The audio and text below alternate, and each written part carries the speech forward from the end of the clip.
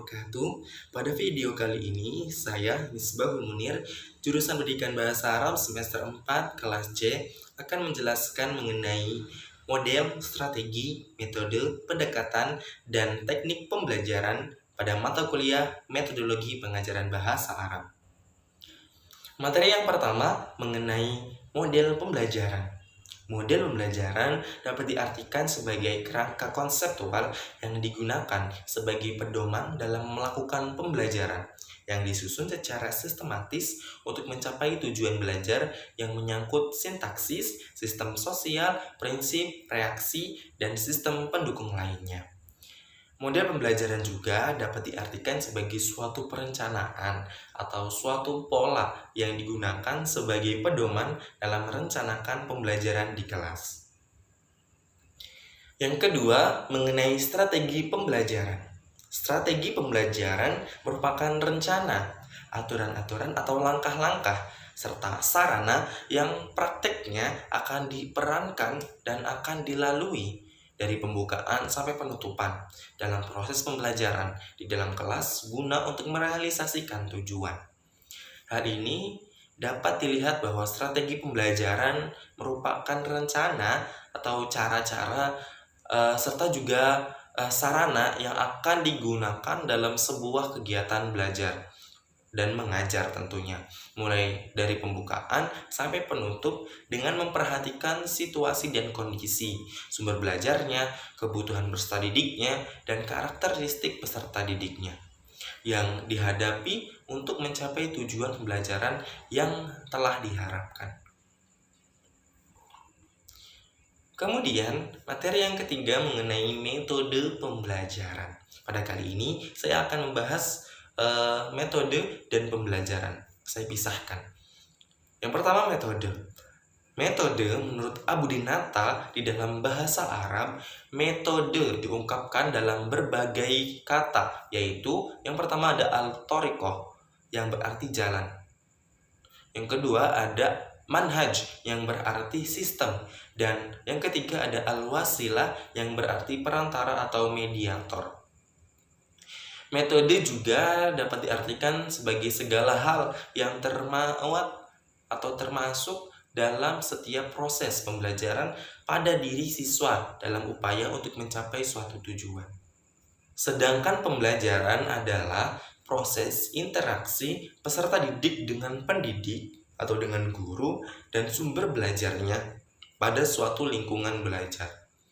Pembelajaran yang berasal dari kata belajar yang diartikan adalah suatu proses yang ditandai dan adanya perubahan pada diri seseorang. Maka dalam konteks ini yang dimaksud dengan metode pembelajaran adalah segala sesuatu yang sistematis dan pragmatis untuk mencapai tujuan pendidikan dengan melalui berbagai aktivitas baik di dalam maupun di luar kelas dalam lingkungan lembaga pendidikan. Sehingga metode pembelajaran bahasa Arab dapat diartikan sebagai suatu kegiatan belajar yang sistematis untuk mencapai tujuan pendidikan bahasa Arab. Kemudian yang keempat ada pendekatan pembelajaran. Menurut para ahli, ada beberapa definisi mengenai pendekatan pembelajaran ini.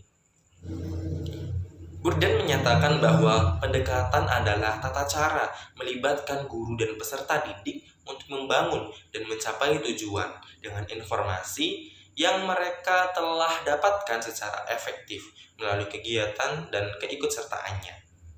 Kemudian menurut Sarjana atau beberapa website mengatakan bahwa pendekatan diartikan sebagai titik tolak atau sudut pandang kita terhadap proses pembelajaran. Yang dapat disimpulkan bahwa pendekatan pembelajaran adalah suatu jalan yang ditempuh oleh guru untuk mencapai tujuan pembelajaran yang ditinjau dari sudut bagaimana materi itu disusun dan disajikan. Materi kelima yakni mengenai teknik pembelajaran. Teknik pembelajaran merupakan cara yang dilakukan seorang guru dalam menerapkan suatu metode pembelajaran secara spesifik tentunya. Guru dapat menggunakan variasi teknik pembelajaran dalam suatu metode pembelajaran, tergantung kondisi siswa di kelas tersebut.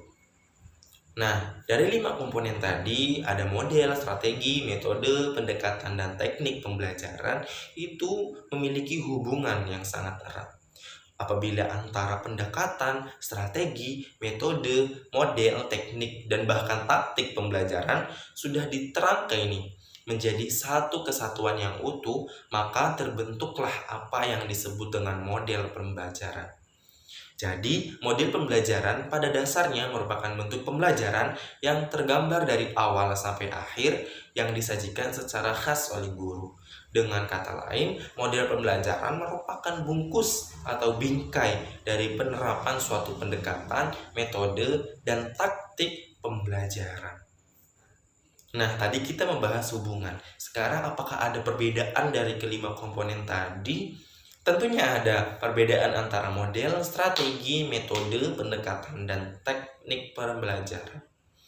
Kita membahas yang pertama mengenai model pembelajaran. Perbedaannya dari 4 komponen yang lain, bentuk pembelajaran yang tergambar dari awal sampai akhir yang disajikan secara khas oleh guru di kelas. Kemudian metode pembelajaran, letak perbedaannya pada prosedur, urutan, langkah-langkah, dan cara yang digunakan guru dalam mencapai tujuan pembelajaran. Yang ketiga, dari strategi pembelajaran, perbedaannya terletak pada pola umum, pembuatan guru dan siswa di dalam mewujudkan kegiatan belajar mengajar, sehingga strategi menunjukkan kepada karakteristik untuk kesiapan siswa dan pengajar atau pendidik dalam kegiatan belajar mengajar. Yang keempat, mengenai pendekatan pembelajaran. Perbedaannya pada konsep dasar yang mewadahi, menginspirasi, menguatkan, dan melatari metode pembelajaran dengan cakup teoritis tertentu. Yang kelima, ada teknik pembelajaran. Letak perbedaannya diturunkan secara aplikatif, nyata, praktis di kelas saat pembelajaran berlangsung. Mungkin itu yang bisa saya sampaikan pada video kali ini. Kurang dan kurang yang mohon dimaafkan. Wassalamualaikum warahmatullahi wabarakatuh.